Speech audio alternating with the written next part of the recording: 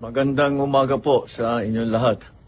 Sa palagay ko po ay nabalitaan nyo na po na binomba ng Israel at saka ng Amerika ang Iran.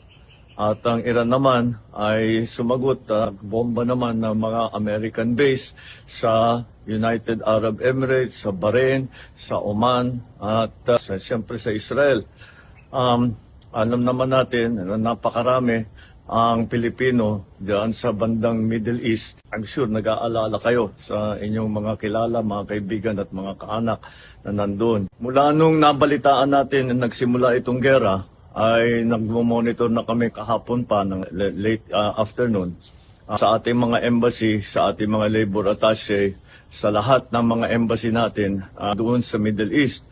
At nais kong i-report sa ating mga kababayan na sa ngayon, as of 9 o'clock Sunday, wala po tayong natatanggap na report na may casualty na Pilipino.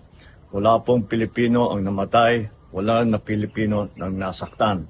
At sa ngayon ay patuloy ang aming pag-monitor para tiyakin na nasa magandang kalagayan ang ating mga kababayan sa Middle East.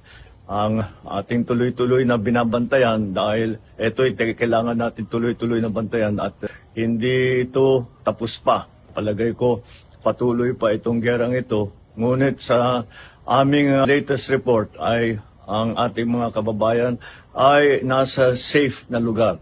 At sila ay kapunta sa mga bomb shelter kung saan sila at lumalayo sila doon sa mga bases ng Amerikano upang hindi naman sila mapalapit sa alanganin.